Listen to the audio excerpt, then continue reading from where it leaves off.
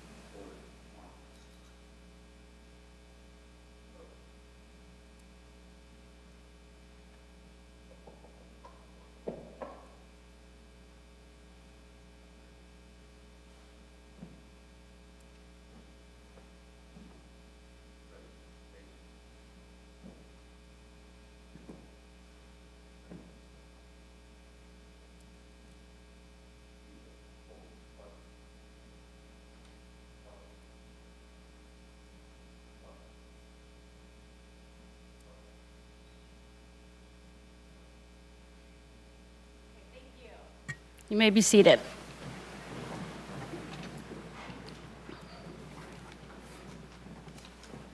Okay, we are to item number 4, and I need a motion to approve the minutes from the January 9th council meeting and the January 23rd special council meeting. So moved. Second. All in favor? Anyone opposed? Okay, thank you. Item 5, the city manager's report. Eric. Thank you, Mayor. I have about 50 minutes worth of stuff to go through. But first, I thought I would introduce Chief Levi Wells, ask him to come forward. As I think council is aware, police department has gone through a lot of activity and internal searching the last many months, and are pleased tonight to be able to recognize several promotions. Ask Chief Wells to introduce us to this. Thank you, Mr. Hanson. Thank you, City Council. Appreciate the opportunity to celebrate the last couple years of leadership opportunities within the department. We've had several from the chief, captain's leave, that's created a lot of opportunities in our organization, and we're very grateful to honor those that have received promotions tonight.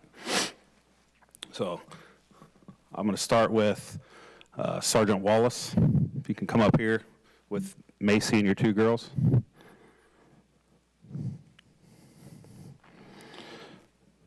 Sergeant Wallace started with the city in 2015, currently serves on our Warren County Tactical Response Unit, and he is our night shift sergeant.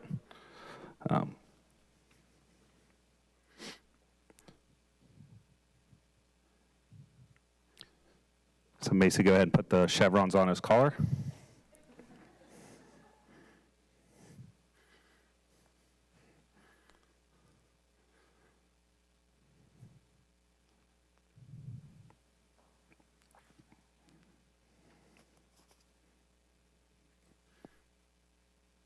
What's that? Okay.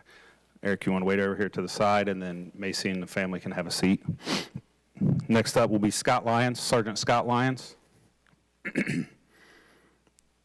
Scott, I think I saw your wife here. Is she here? You can step up with Scott. Scott's currently in our campus safety division. He is a campus safety officer that is assigned over at the high school currently. Scott has been with the city since 2016. Prior to serving with City of Mason, he was a state trooper. Sorry.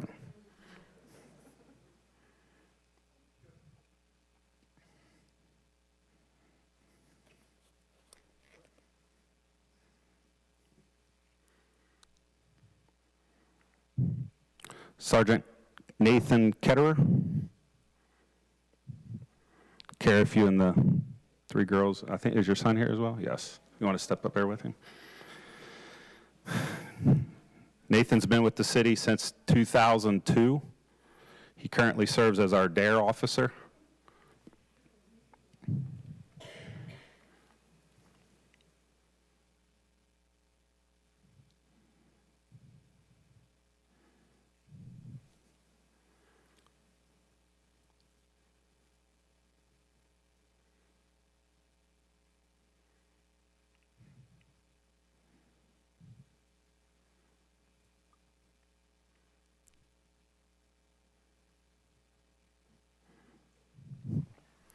Sergeant Jamie Van Wagner.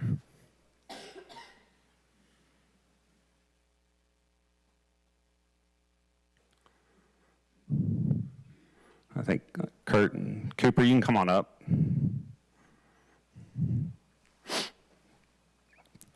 Jamie will hate me for saying this, but Jamie is our second longest tenured employee in the police department.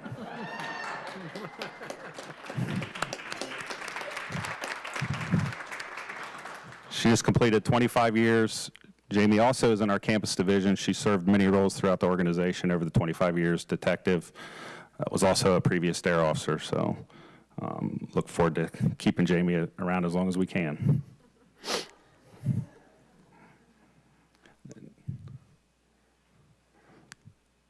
Sergeant Aaron Erie. I think I saw Lindsay and the boys, girl, Millie and Cooper. Come on up. Carter. Cooper's Jamie's kid. Sergeant Aaron Erie's been with the police department since 2003. He's also served in many roles. He's currently assigned as a detective for a couple more weeks till he transitions to night shift.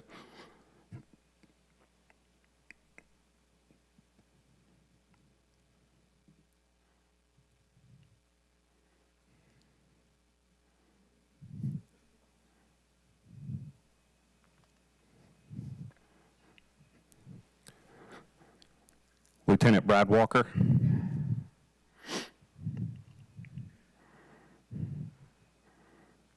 Jennifer, you and the girls can come up as well.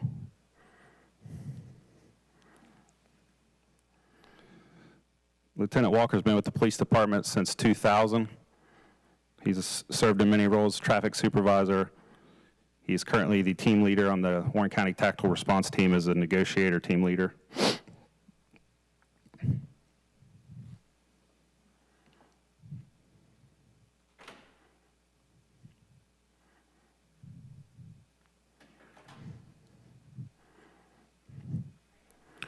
Lieutenant Jeff Wiss.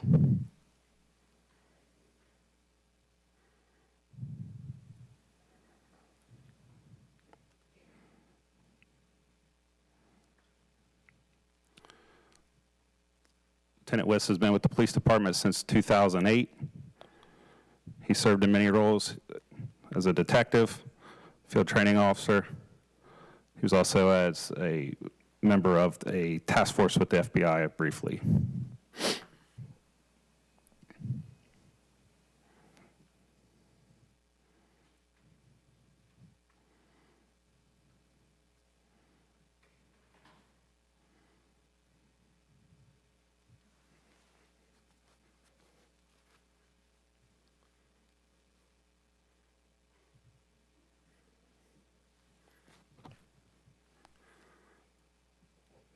Captain Jeremy Saylor.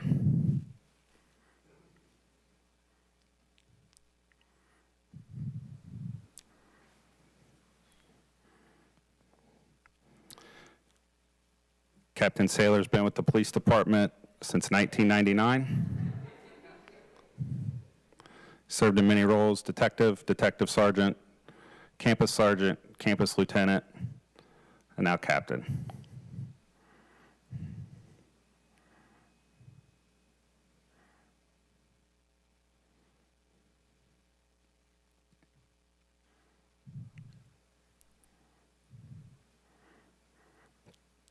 Captain Carly Dyer.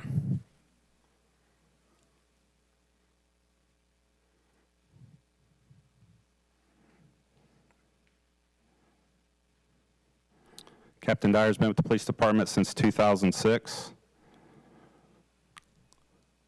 Prior to being promoted to sergeant, she was the longest acting school resource officer. And she served as a road sergeant before getting promoted to captain.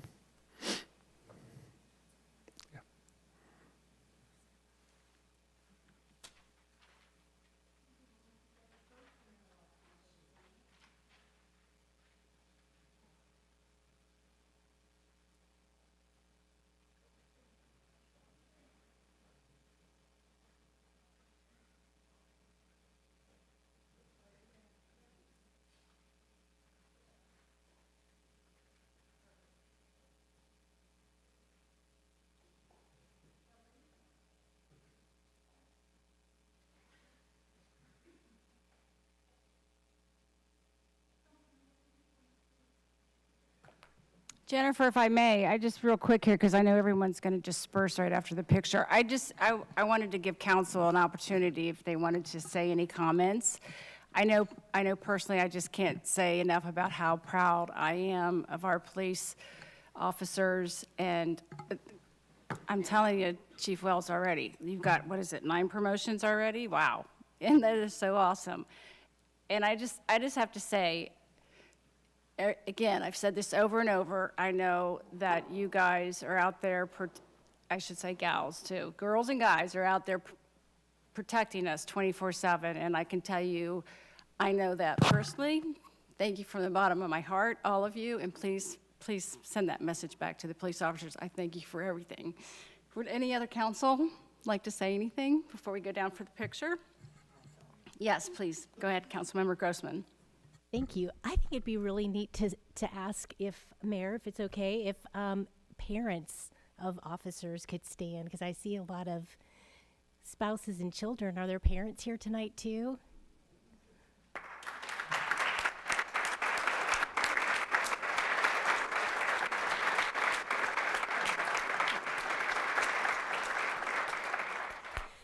Please know how much we appreciate your children and their service to our community, and how we earnestly pray God's blessing over them for their safety, and just God's generous provision for your families. We thank you guys very, very much. Thanks, Mayor. Thank you. Anyone else want to say anything? Yes, please. I just want to say thank you also. I mean, we are so blessed as a community to have such a great team of police officers. You know, we weren't ranked second in the nation for the safest country. We have the best right here, and we thank you every day for our safety. So congratulations to all of you, and thank you. Okay, thank you. Anyone else? Okay.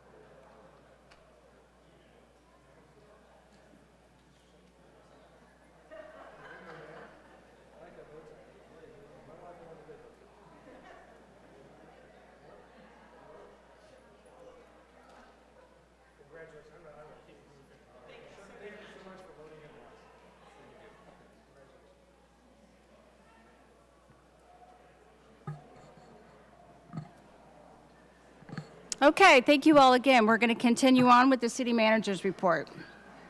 Eric?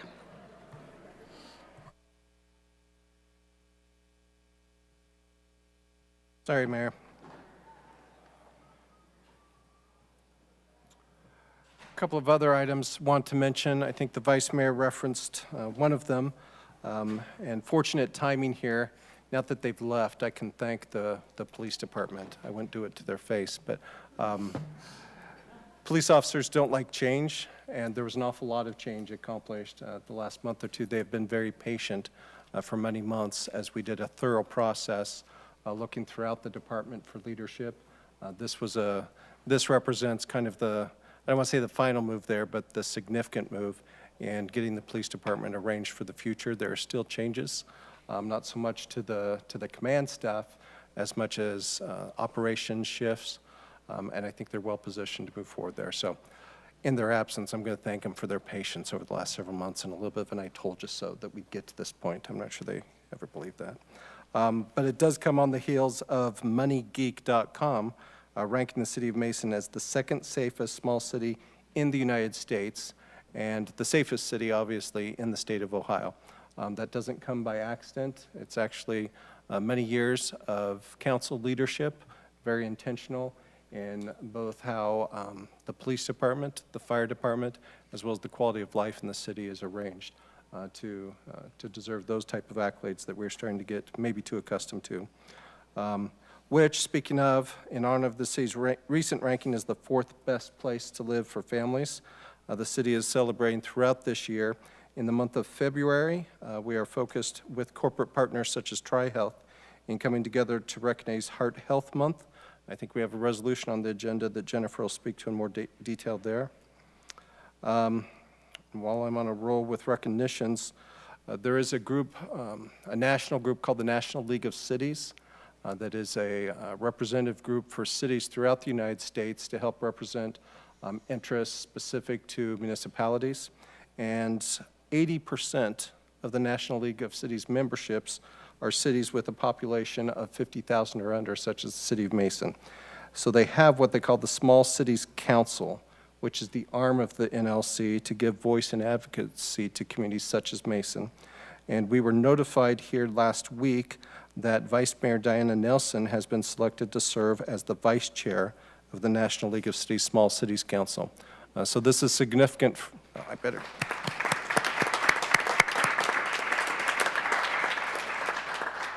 I think that's significant for the city of Mason. It gives the vice mayor another avenue to advocate for communities across the country, but most significantly, the city of Mason, on topics, things like infrastructure investment, job creation, that are keys to Mason's success and maybe help lend our success throughout the country. Another item of business included in your packets, wanted to recognize actually the management of the golf course. And for the benefit of those in the audience, there's a private company that manages the city's golf course. And how that contract is structured is to create incentives for them to maximize revenues at the golf course to help keep the financial obligations the city has for the golf course to a minimum. And those incentives are difficult to reach. In fact, over the last many years, they had only reached the first tier, what we call once, until last year when they hit the first tier, and for the first time in history, the second tier was also reached.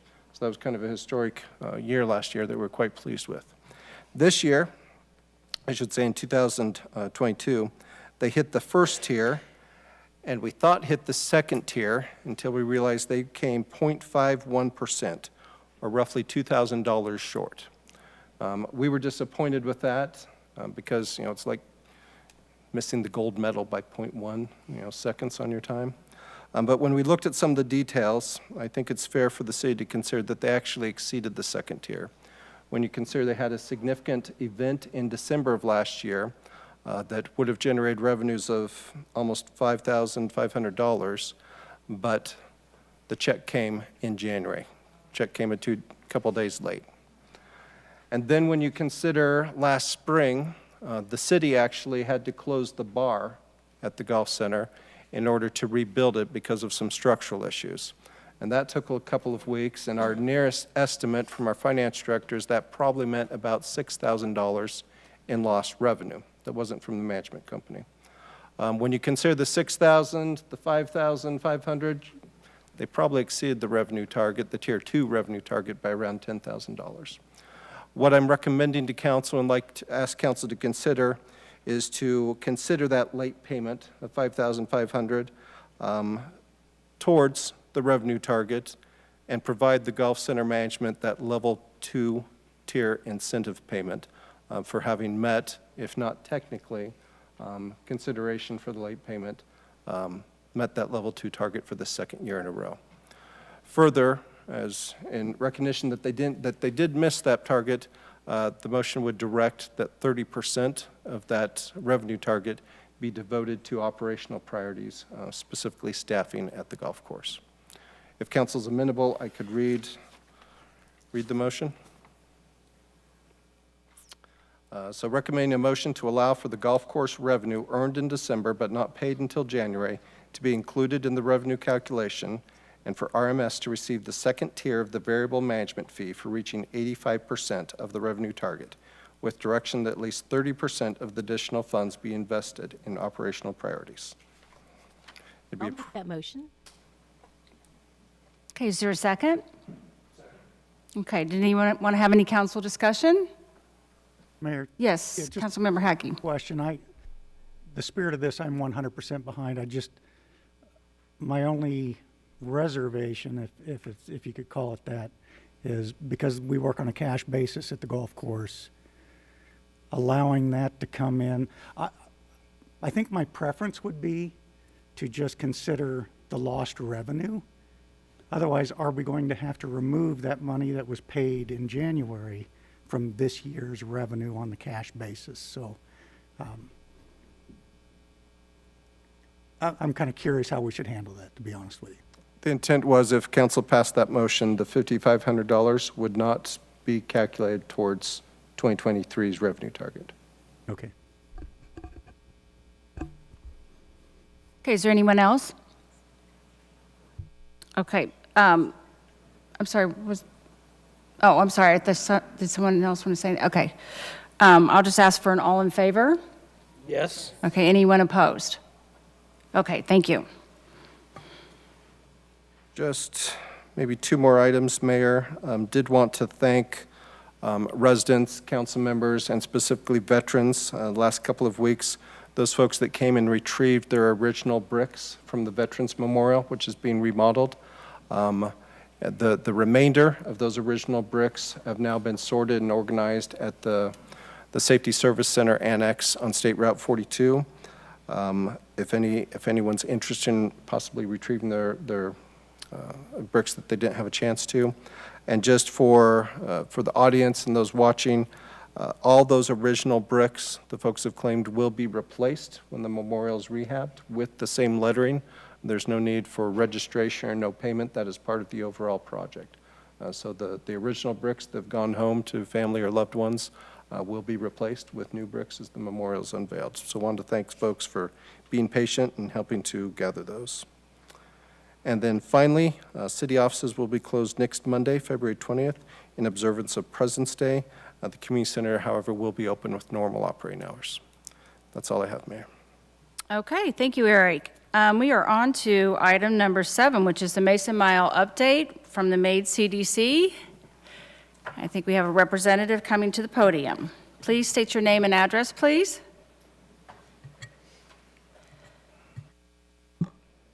Good evening, Mayor, members of council, and staff. My name is Sydney Hayes, and I live at 6314 Lucina Way. I'm one of the 2 administrative staff members for the Mason Deerfield Community Development Corporation. I'm here this evening to share exciting updates on the Mason Mile project. The Mason Mile project is a community-led, market-driven project. We are honoring our history while building into the future a fresh, healthy, and sustainable place for people to live, work, and play. The Mason Mile project has a core team of volunteers that consist of David Charpentier, Annie Droege, Chris Heim, and Casey Richards. Administrative staff include Sherry Taylor and myself. The consulting team consists of Randall Gross from Randall Gross Development Economics, Jay Becker from BLDG Brands, and Keith Covington from Common Ground Urban Design and Planning. Work completed by the consulting team to date includes field renaissance, a review of past documentation, initial baseline analyses, and stakeholder input. To dive a little further into those details, RGDE completed initial work on an economic baseline assessment as well as an office market analysis. While the market analysis is complete, this information will forecast the Mesa Miles' potential for certain employment-generating businesses and development of office space. Simultaneously, Common Ground has reviewed existing land use, zoning, natural features, and development regulations in order to assess the general development context within the Mesa Mile. In addition to the office market analysis and existing development context work that is taking place, community stakeholders have been engaged with the consulting teams in various ways. Examples of the community involvement include, but are not limited to, several focus groups that were held the first week of February with various groups including downtown restaurant and retail business owners, real estate brokers, developers, downtown property owners, and downtown area residents. In-person meetings were also held with the MAID CDC board and with the Project Advisory Council. Interviews have also been conducted with individual businesses and property owners, real estate brokers, and others who are providing information and input. Several meetings have been facilitated, such as the Mesa Mile Quarterly Meetup that took place on February 2nd that had around 50 people in attendance to discuss this effort and to gather input on the proposed activation campaign. Further meetings will be held soon with larger businesses and major employers. The 5 key observations and takeaways from the consultants on those meetings include, number 1, an appreciation of the community being included in the process and of being kept well informed of progress on the plan. Number 2, direct community input on the market, business, and development opportunities and challenges, the regulatory environment, and other topics to help guide strategies in the plan. Number 3, direct community input on selecting the branding and approach for the activation campaign. Number 4, the community's desire to remain involved and have an overall positive attitude about the Mesa Mile and the planning effort. Number 5, the activators will be given specific assignments to help implement the activation campaign. In addition, the BLDG consulting team has developed an activation campaign in coordination with stakeholders in order to communicate about the planning effort and engage with the broader community. The campaign gained input through meetings with the MAID CDC board, the Project Advisory Council, and the residents who attended the Mesa Mile Activator meeting and quarterly meetup. Key elements include the following. The process is branded as Make the Mile, which was well received by various stakeholders. Branding elements were developed and summarized in 2 finalists, with the final version selected to include a highly visible brick theme that was preferred because of the eye-catching graphics and a nod to the concept of making or building something together. The selected concept also evoked the city's heritage while also stepping away to create something new. Work underway this month includes the following: implementation of the activation campaign to raise awareness of the strategic planning effort among the general public. Yard signs and other materials will be developed in coordination with the MAID CDC and local vendors. The community activators will play an important role in helping to spread the material throughout the area. Follow-up meetings will be held, including a focus group with large businesses and major employers, to gain information and insights. Additional interviews will be held virtually with more businesses and real estate professionals, as well as representatives of municipal departments as necessary. The residential market analysis is underway with initial findings anticipated in early to mid-March on the housing potential within the Mason Mile.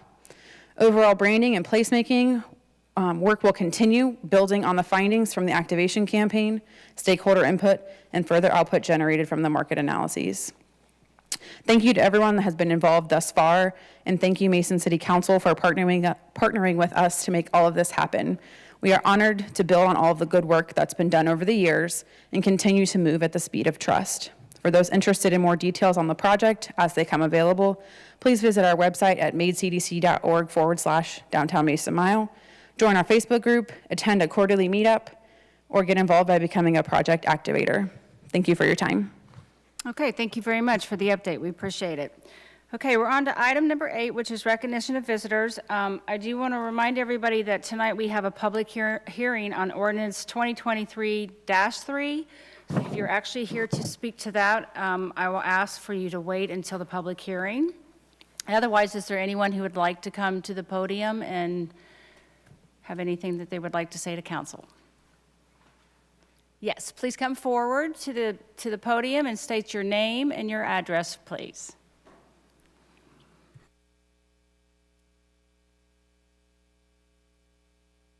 Thank you for your time. I'm Jurian Misawai. I live at 4842 Tillinghast Court. And I would like for you guys to consider developing the Muddy Creek Corridor into a bike path, which would connect downtown Mason to the Mason Sports Park and further there to the Little Miami Trail.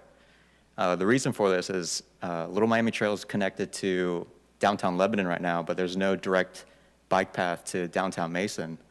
So I think that'd be a great way to increase the quality of life in Mason, and also it'd go along with this theme's the Heart Month. So I think it'd be a great project for Mason to develop, and it'd bring more visitors to downtown Mason from potentially Little Miami River. So thank you. Okay, thank you very much. Great suggestion. Anyone else like to come up to the podium and address council? Yes, please. Please come up and state your name and your address, please.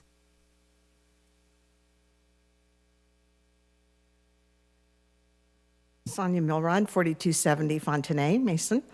I just want to praise the council and the Mason Symphony for an incredible evening the other night. I love the symphony, season subscriber for the CSO, and I haven't been able to come to any Mason symphonies because either I've been out of town or at the Cincinnati one. And this one, first of all, the quality of the symphony was great, but the program, what a way to bring the community together. The combination of the Bollywood and the Hollywood and the East-West and the amazing audience. All I can say is we really need that art center, because it sure was hard to see. That's my only complaint. But that was a world-class event, and thank you for the support. I'm a new supporter of the Mason Symphony, and I hope everyone here will be too. Thank you.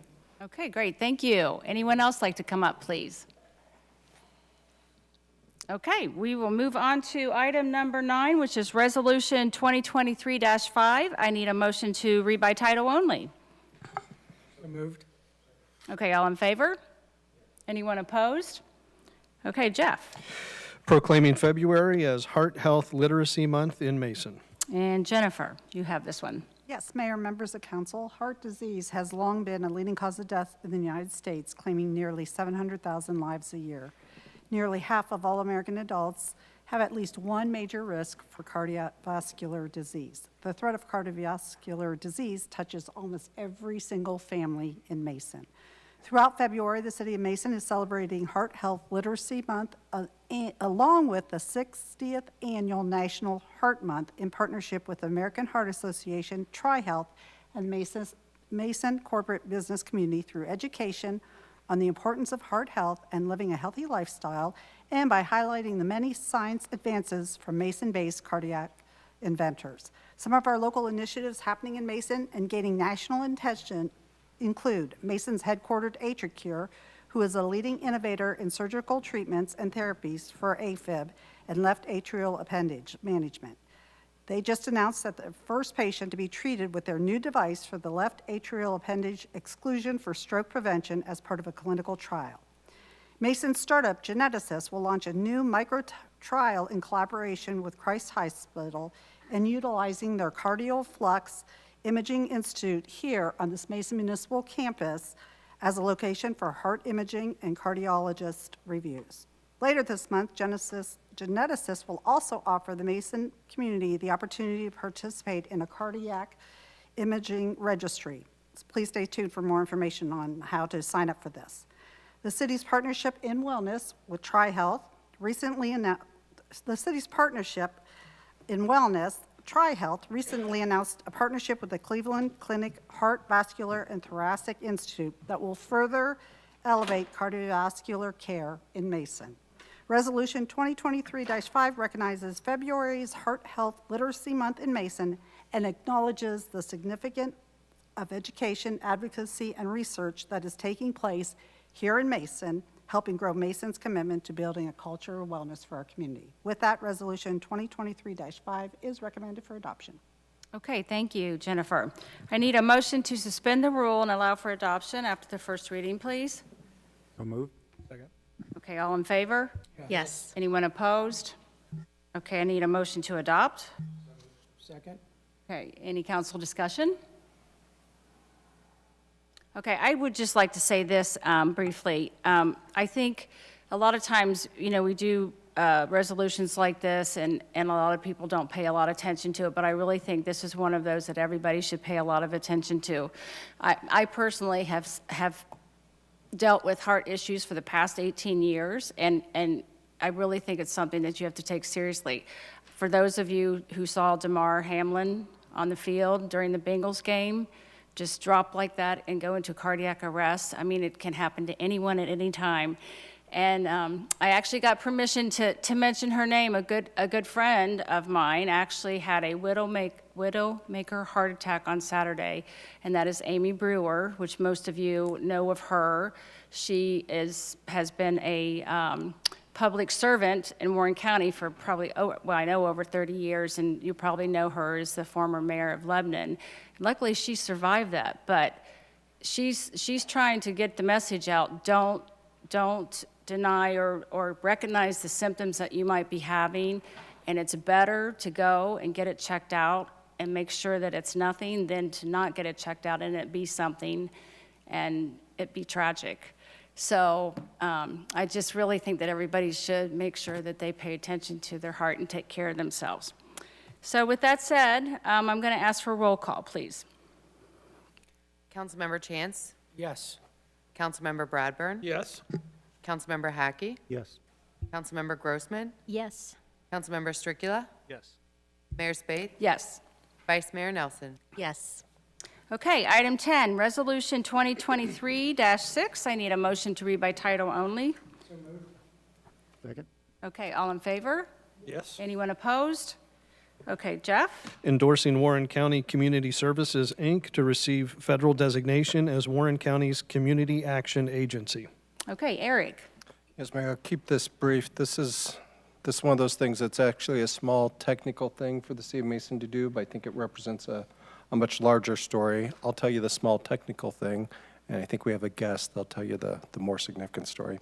The Warren County Community Service, I think many of you are familiar with, fills an important service within Warren County.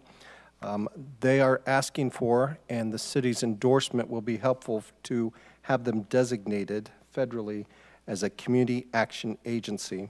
And in short, what that means is they'll be able to receive funding directly without going through other levels of government, which will actually leverage greater funding for those needs in Warren County. We do have, though, the CEO of Warren County Community Services, Donna Fogarty, who I think can give us a brief presentation, tell you the more important part of the story.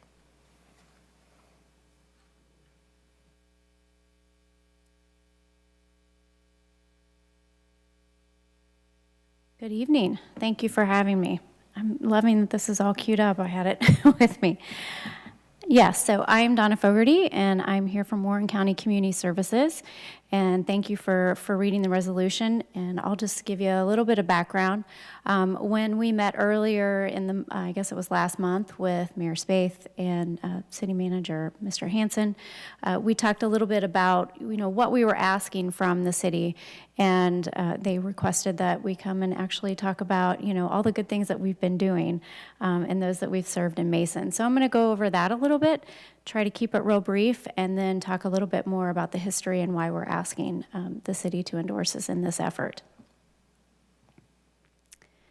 So our mission is we strengthen the fabric of our community by providing services and connecting people to resources necessary for realizing their full potential for a quality of life.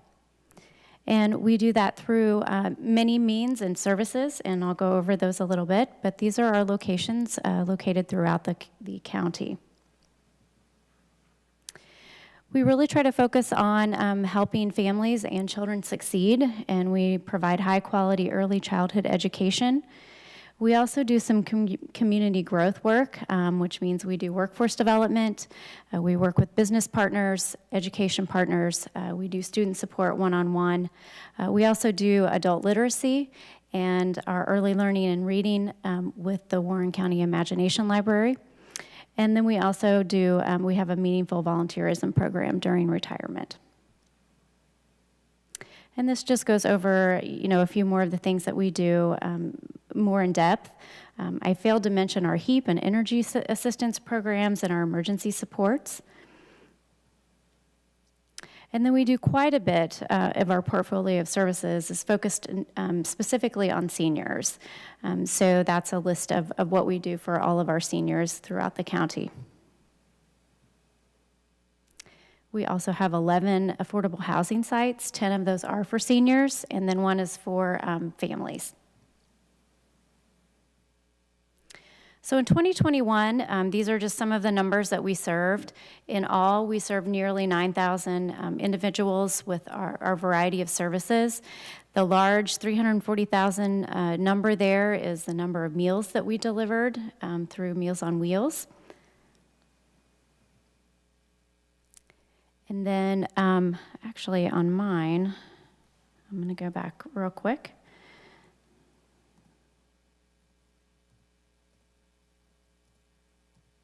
I did not have these numbers together when I sent this PowerPoint, so.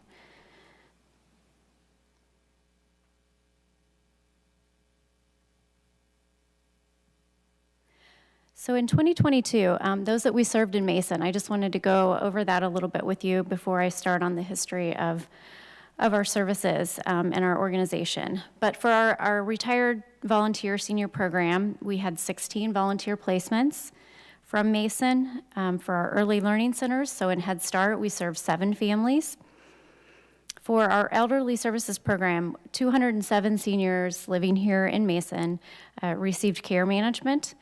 We had 124 seniors receiving that senior nutrition, so Meals on Wheels. The meals were home delivered to them.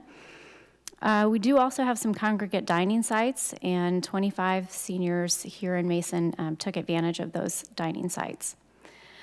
40 seniors received transportation services to medical appointments or other important appointments that they had. And then 111 households received emergency services, which means it could have been for rent to help avoid eviction or for utility services. Speaking of utility services, our biggest funder in that is HEAP, the Home Energy Assistance Program, and 104 households received that here in Mason last year. So last year we did, the last few years we've done high school workforce development a little bit differently than what we are doing it this year. And last year in our program we served over 100 from Mason City Schools. Currently right now though, we have a staff member embedded in Mason City Schools doing experiential learning and high school workforce development. And he's got to touch on basically over 1,000 students that he'll be helping throughout this year. And then our senior housing, we have 80 affordable housing units that were occupied, obviously, by seniors who qualified for those units last year. And just to know, the wait list is just as long. We've got about 80 folks on the wait list. So the housing is in high demand. A new initiative, just to highlight, we did receive funding for a mobile unit, and so it was wrapped towards the end of the year, and we launched it in January of this year. So if you see the big green machine on the streets, that's us getting out and taking HEAP services to those who are needing it. So again, today I'm here to ask for your endorsement for us to be seeking the designation as a Community Services Block Grant eligible entity. We'll be doing that throughout this year. There will be a public hearing later this year, and then we would start being our own entity in January of '24. So we started with the war on poverty, basically. All community actions did across the United States with the 1964 war on poverty that was initiated by President Johnson's administration. In 1966, we were incorporated as a Community Action Commission of Warren County. We have since gone through several name changes over the years. And in 1975, for whatever reason, the reasons are basically lost to the mist of time. We can't really figure out why. We became a delegate agency of scope. It is now Miami Valley Community Action Partnership. So currently, and from 1975 to current, we receive our CSBG block grant money through Miami Valley. So what we're seeking is to gain our independence, basically. In 1976, we changed our name to Warren County Community Services. And then in the late 70s and mid 80s, we merged with smaller nonprofits. And we kind of went back and forth between Warren County Human Services and Warren County Community Services. So in 1985, we merged with the Council on Aging. We were the surviving organization, but we are no longer using Warren County Human Services as our name. And in 1996, we amended our Articles of Incorporation to serve elderly populations outside of Warren County. And what that means, mostly for us, is that we expanded into Butler County and are serving Meals on Wheels. In the 2000s, we separated from the Council on Aging and continued to build successful aging and early childhood programs. And then, of course, as you heard from me just a few minutes ago, we today have a strong portfolio of program offerings that serve basically from cradle to career to aging independently. So why are we needed in the county? We have a population of nearly 250,000. We are one of the most affluent counties in Ohio. The median household income is the highest of 88 counties. So in 2021, that was $95,000 median household income. However, we do have a continued percentage of persons in poverty. So for those people who are living in poverty, it is our goal to help them achieve a better way of life. 5.9% was our percentage of poverty in 2021. And that means that nearly 15,000 persons, many of whom are elderly or children, are receiving our services or eligible for our services. We are charged with addressing the causes and conditions of poverty, however they may present. That does change over time, but we do have the ability to make those services known and serve our local community. So we are asking for this designation and for your endorsement to receive the designation. Without it, we are technically open for other CAAs to come in and provide those services. So the county really isn't protected from other people coming in and trying to do what we do. And we feel like we've been doing it long and we do it really well. So we would like to be designated for that. We will continue to not receive our fair share of CSBG allocation dollars if we do not get this designation. And we've also, over the years, been left out of statewide planning efforts, different grant opportunities specific to community action, and high-quality, low-cost staff training and development opportunities we've not really been able to take full advantage of. And again, we are unable to leverage CSB dollars to maximize that additional funding. So basically, nothing's really going to change. Again, this is sort of a technicality, and we appreciate your consideration of it and reading the resolution. And that's really how you can help us. But I appreciate being able to come and talk today about Warren County Community Services, and if you have any questions, feel free to ask. Thank you very much. That was very informative. Eric, do you have anything else you wanted to add to this? The resolution is recommended for adoption. Okay, thank you. I need a motion to suspend the rule and allow for adoption after the first reading. Second. Okay, all in favor? Yes. Anyone opposed? Okay, and a motion to adopt? So moved. Second? Any council discussion? Okay, roll call, please. Councilmember Bradburn, Yes. Councilmember Hackey, Yes. Councilmember Grossman, Yes. Councilmember Stricula, Yes. Mayor Spaeth, Yes. Vice Mayor Nelson, Yes. Councilmember Chance. Yes. Okay, thank you. Item 11, Resolution 2023-7, a motion to read by title only, please. So moved. All in favor? Anyone opposed? Okay, Jeff. Declaring high-speed Wi-Fi in downtown Mason to be a public purpose and authorizing the city manager to pursue city involvement in such a project. Okay, Eric, you were going to discuss this one? Yes, thank you, Mayor. What this resolution is the result of the Downtown Committee of Council and conversations with MAID CDC, specifically regarding downtown Mason or the Mason Mile. The suggestion was made, research, several meetings held on the benefits of providing free public Wi-Fi within that downtown region for visitors, guests, customers patronizing downtown businesses, specifically for special events such as the Music in Mason, Christmas in Mason, other events often centered on the plaza, to provide Wi-Fi both for the convenience of those visitors, but also to generate the type of data analytics that would be helpful to tracking activity, as well as to promote the downtown businesses, as well as special events.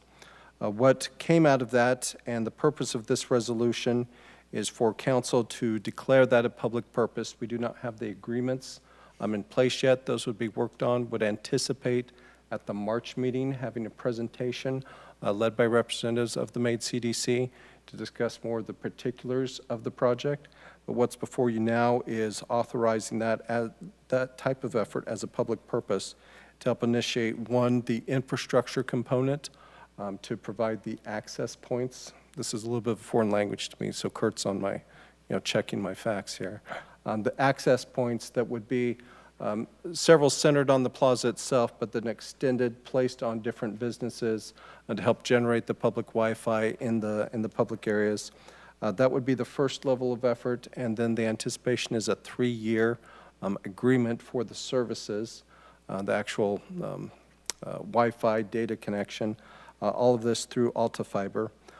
The intent here is for MAID CDC the city would provide the funding, MAID CDC would provide the agreements, execution, to build up a funding model as far as the promotional, advertising, and data information, that commodity component, so that after the 3 years, when the city would be able to use that, kind of unlimited use for purposes of promoting city events and gathering information to use when marketing the downtown, that after that 3 years, that would give them the time to build up the funding model and to perpetuate that for additional years without any city participation, or any city financial participation, but the city would continue to gain the benefits of access to that marketing tool.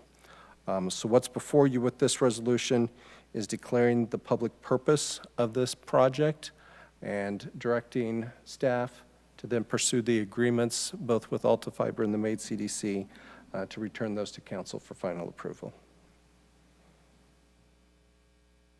It is recommended by the Downtown Committee for adoption.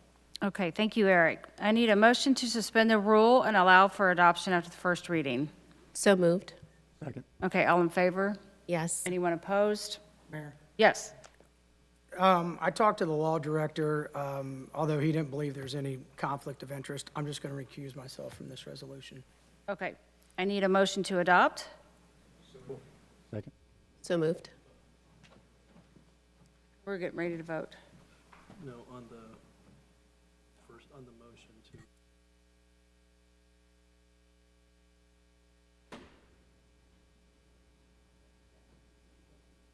Okay, so I need a motion to adopt. Second. Okay, is there any council discussion? Okay, I need a roll call, please. Mayor, Oh, I'm sorry. it wasn't quick enough. Okay, yes. Is this a time, as we're discussing this authorization for the city manager? So just to be clear, we're not authorizing a contract. We're authorizing the city manager to negotiate an agreement or contract with the MAID CDC. Yes. Right, and preliminary estimates of costs are what for the installation and the 36 months? Right, I would divide into two parts, the installation, so the infrastructure piece, and there's no contract, so you got to give me a plus or minus a little bit here, but about 32,000, and then a similar amount for 3 years of service. I don't have the exact number, but it's about $1,000 a month for a 3-year contract. Okay. And a question I had about something I read in the memo, which the public hasn't seen, but we saw. So this is where I'm hoping we can give some feedback. Oh, nuts, I lost my page. I'm sorry, guys. There's a part in the memo that talks about the MAID CDC wanting to raise revenue through sponsorships and ads that can be purchased, I presume, from the CDC to for advertisements in that district where that Wi-Fi is present. Yes. Am I understanding that correctly? Okay. So I had questions about, okay, well, does the revenue come back to us? Does it stay in the CDC? It sounds like it stays in the CDC. And can you explain a little bit more about that? The intent, and again, this is a little bit, I don't want to say speculative, but there's not I don't have the terms of the agreement. This was to get council's endorsement and then to work out those terms. But certainly the intent that was discussed is that funds generated from marketing, advertising would be used to build the funding model to perpetuate this system beyond that initial startup of 3 years. So I would expect whatever funds are generated as they're figuring out that pricing would be set aside to then pay the continued service fee beyond year 3. Okay. And then the data collected and the what's access would the city have to data collected from that and to ads and promotions? Again, the intention was that the city would not have exclusive access, but would have, call it unlimited access. So when we chose to utilize that tool, we would be able to promote those events, place those ads, access the data without any further charge. Okay. So the data they receive when someone logs in to the Wi-Fi, correct? Kurt may have to help out here. You'll have to help me too. Okay. And so this is leading me to, thank you, by the way. That's helpful. I just want to make sure the public understands. So we're fronting the installation costs and the monthly fees for 36 months.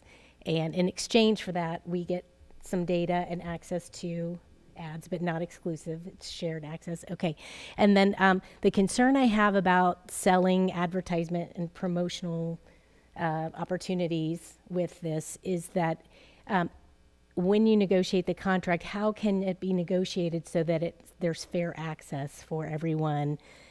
Because knowing that the chamber's CDC is an arm of the chamber, will there be special opportunities for certain people over others to utilize, or special pricing on ads or things like that? So how can we ensure, since we're paying for it with public dollars, that we keep everything fair and equal opportunity? We in all of our contractual agreements with the CDC, we have had language, I can't quote it, but, and certainly the way the CDC was structured was to be beyond the chamber membership. Our language that we could reference as part of this is that the benefits of this are not exclusive or preferential to chamber members. Well, that would be my ask as I'm giving input now. I know that's not what it's giving input for what you're going to be working on. So appreciate you giving me the opportunity to share those concerns with you as you come forward with an agreement. Thank you, Mayor. Okay, thank you. Did anyone else have any other council discussion? Yes, Councilmember Are there Bradford. any other communities doing this type of thing that you're aware of, Mr. Hanson? There are many communities that are providing public Wi-Fi within their downtown areas. We haven't done an exhaustive survey of how they're all structured. I expect they're all kind of their unique beast, but certainly partnering with whether it's a downtown merchant association or a chamber or a visitors bureau would be typical for these type of situations. I guess, okay. Bring us the detail and then we'll get into it from there, I guess is the way I'll look at it right now, but, Okay, we- thank you. Anybody else? Mayor? Yes. I am on the downtown committee, so I've sat through a lot of meetings in regards to this. And it's really quite a unique opportunity for our businesses to gather data.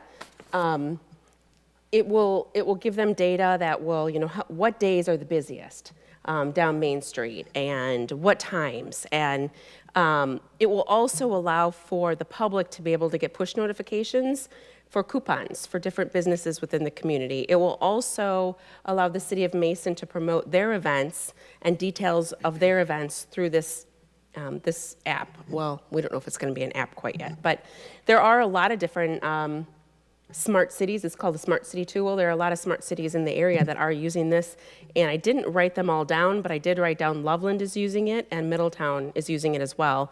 And there are a number of different communities that are using this. The businesses seem very excited about this, and it's just a good communication tool to have for our community.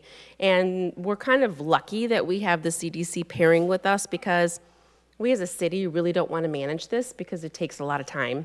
And the CDC does have kind of specialties in this area, so it will free up the city staff and taxpayer dollars not to have to manage it.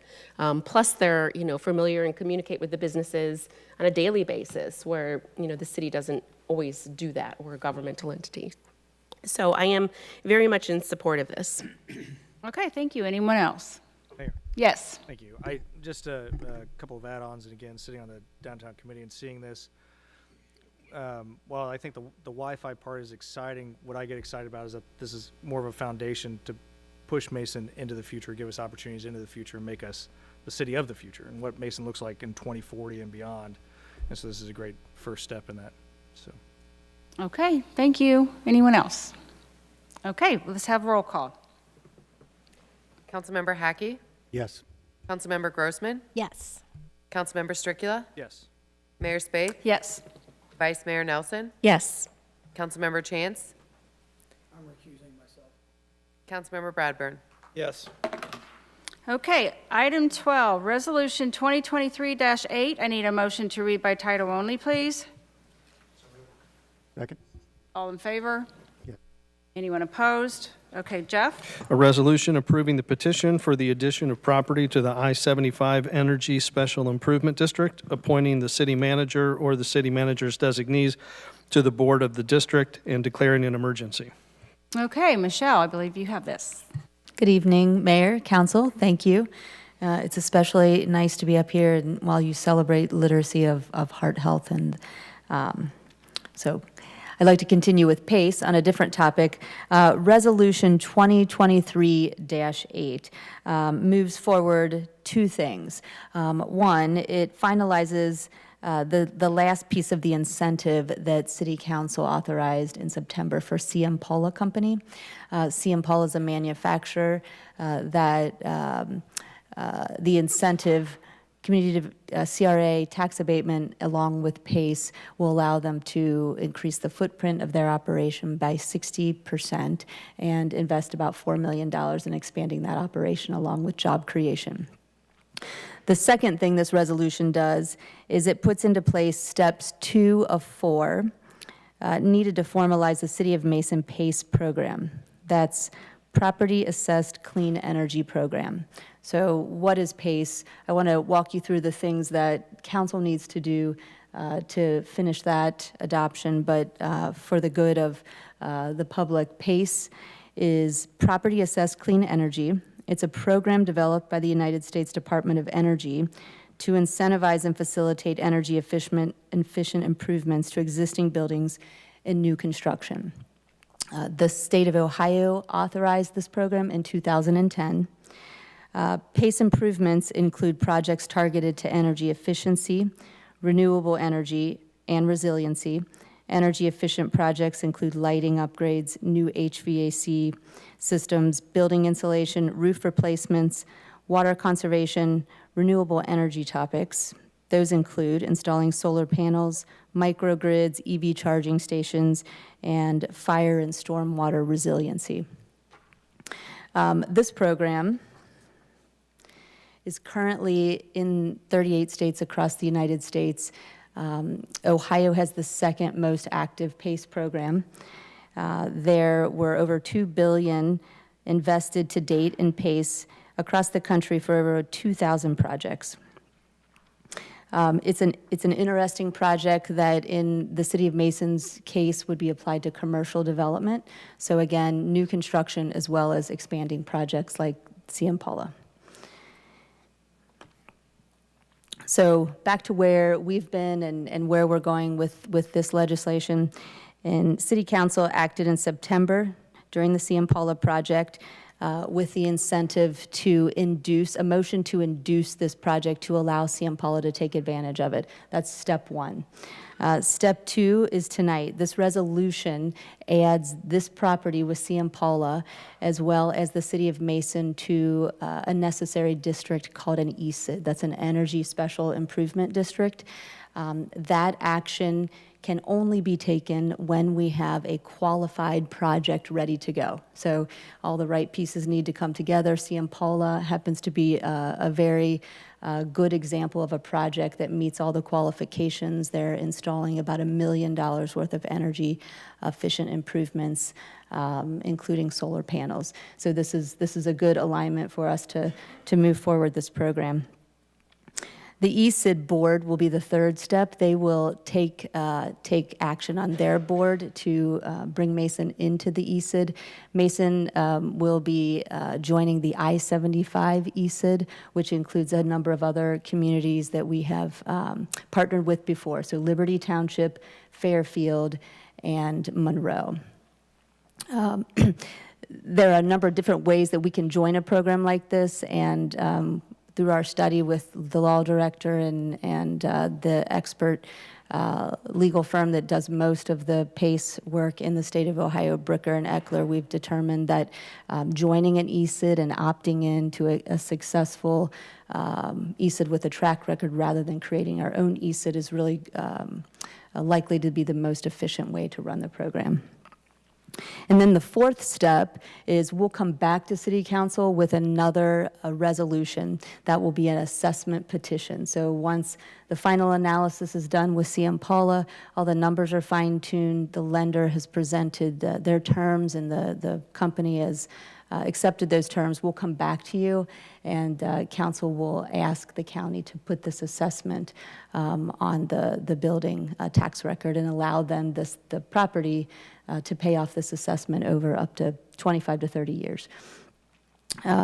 Each project in the future with this program would go through a similar process, notwithstanding the creation of the ESID. So there are quite a lot of steps anytime we want to look at a project.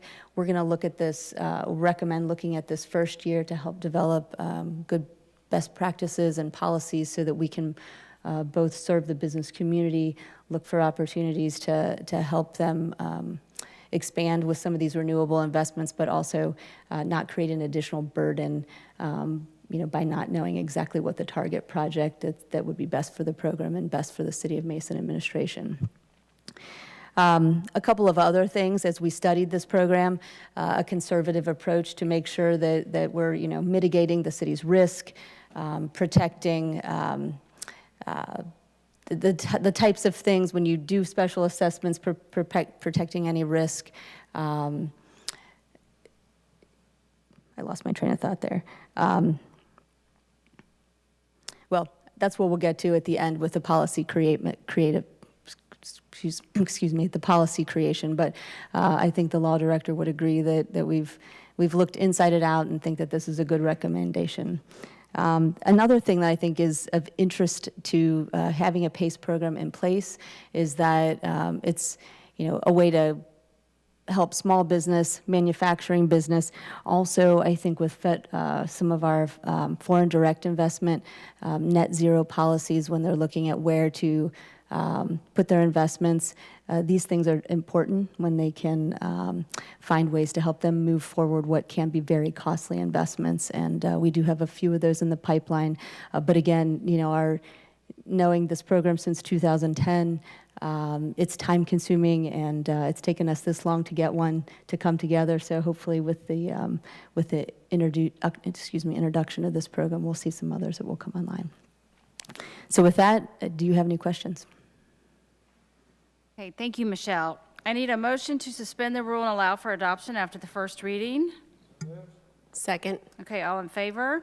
Yes. Anyone opposed? I need a motion to adopt. So moved. Second. Okay, any council discussion? Nope. Okay, I'll need roll call, please. Councilmember Grossman? Yes. Councilmember Stricula? Yes. Mayor Spaeth? Yes. Vice Mayor Nelson? Yes. Councilmember Chance? Yes. Councilmember Bradburn? Yes. Councilmember Hackey? Yes. Okay, thank you. Thank you. Shall appreciate it. We're to items 13 and 14. We have a public hearing and second reading for ordinance 2023-3. I need a motion to read by title only, please. So moved? Second? All in favor? Yes. Anyone opposed?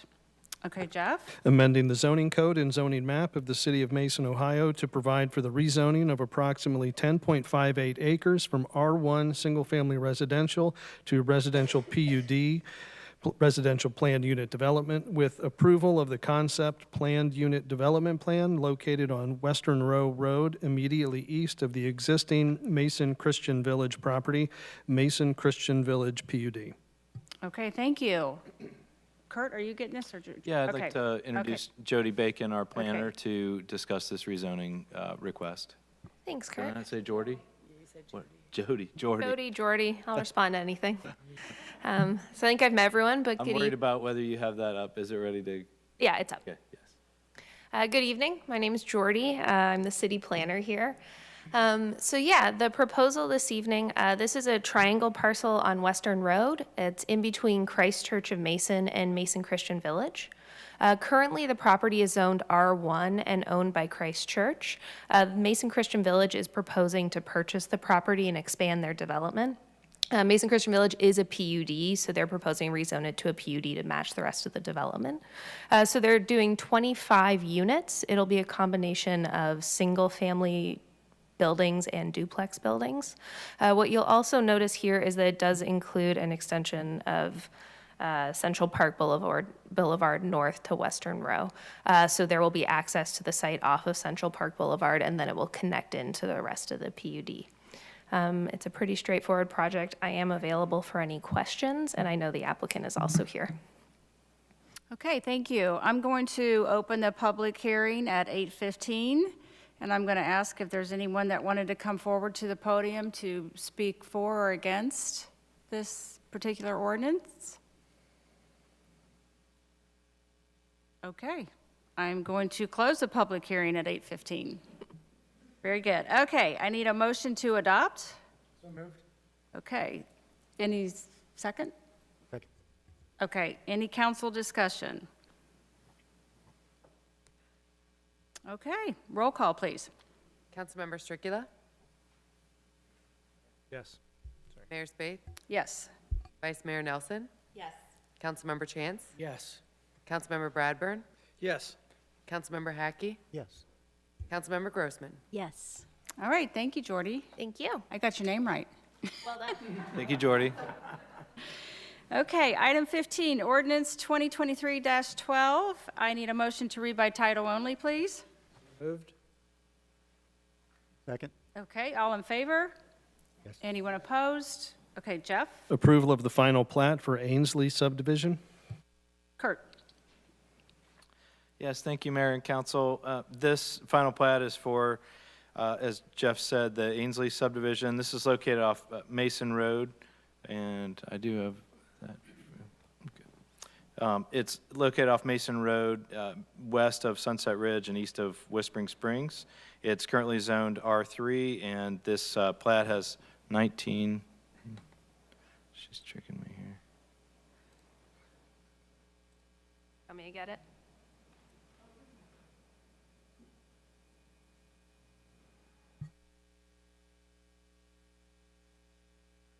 All right, and there it is.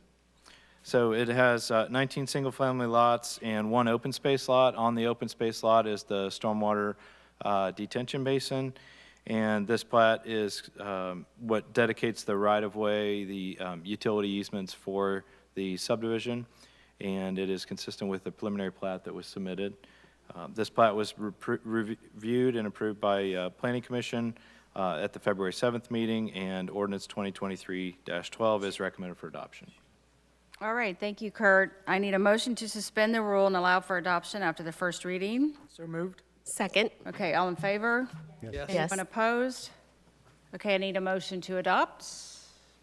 So moved. Second? Okay, any council discussion? Yes. I can't believe how fast they're doing this.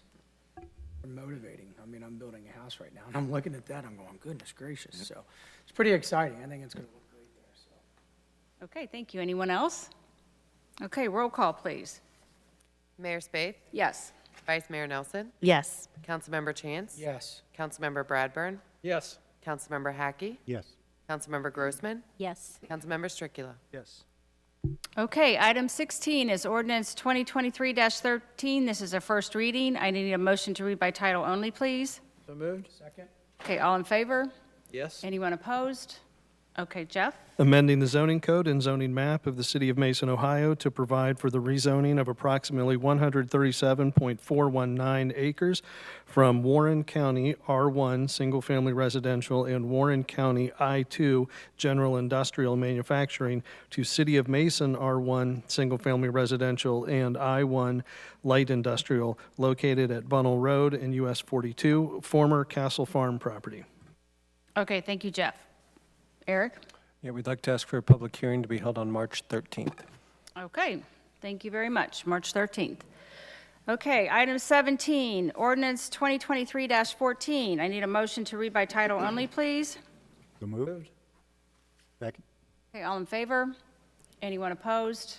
Okay, Jeff? Authorizing the city manager to enter into a contract with Milcon Concrete, Inc. for the State Route 741 widening project, Coxsmith Road to Spyglass Hill, in the amount of $7,904,476.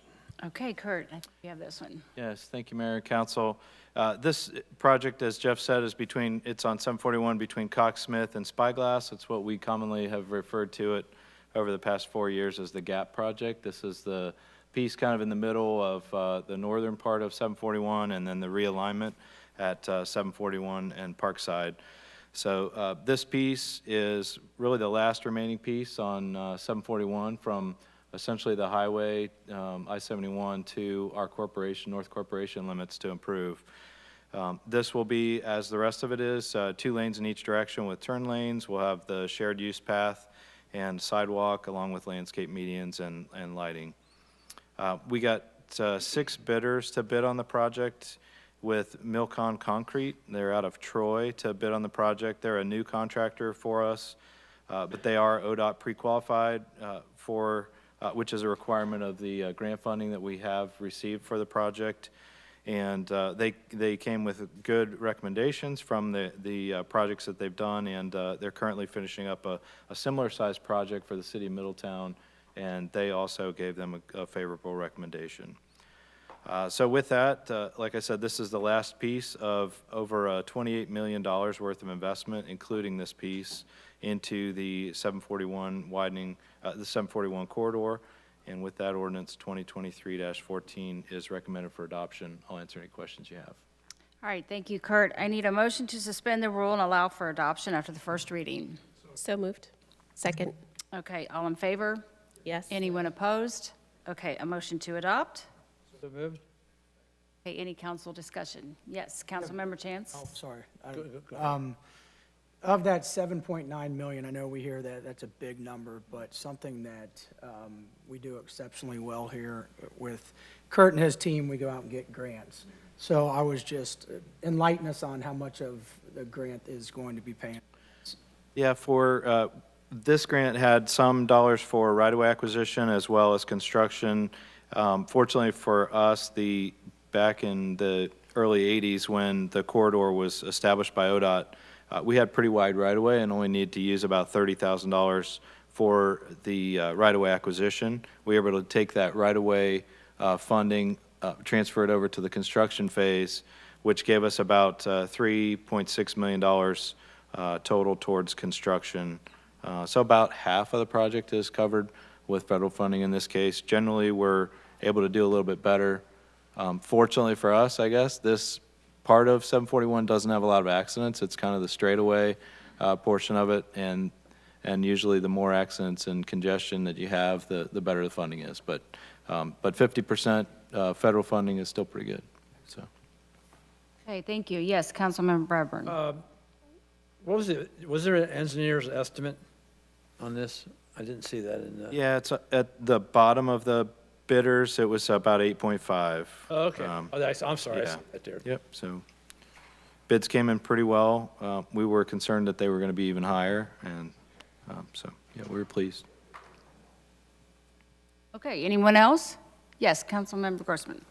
So far, the improvements that have been completed have just seemed to be very well organized. And I know that, just from driving through it personally, it's improved my quality of life, but I hope that those who are using the roadways are feeling that as well. So it's been it's been a long time, but in my view, a wonderful investment and really important as we develop in the northern corridor of the city and our connectivity. So thank you. Thank you for a job well done. Okay, thank you. Anyone else? Okay, roll call, please. Vice Mayor Nelson, Yes. Councilmember Chance, Yes. Councilmember Bradburn, Yes? Councilmember Hackey, Yes. Councilmember Grossman, Yes. Councilmember Stricula, Yes. Mayor Spaeth. Yes. Okay, item 18, ordinance 2023-15. A motion to read by title only, please. Okay, all in favor? Yes? Anyone opposed? Okay, Jeff? Authorizing the city manager to enter into contract with Strand Associates in an amount not to exceed $126,400 for sanitary sewer system infiltration, inflow, flow monitoring. Can you say that 5 times? Real fast. Actually, I should say I&I. There. I've learned that. I&I flow monitoring. Okay, Jennifer? Yes, Mayor and members of council, the Public Utilities Department has seen an increase in the flow to our water reclamation plant over the last several years. This increase in flow is believed to be composed of excess stormwater, which is groundwater and rainwater, that enters the sewer system and ultimately is treated.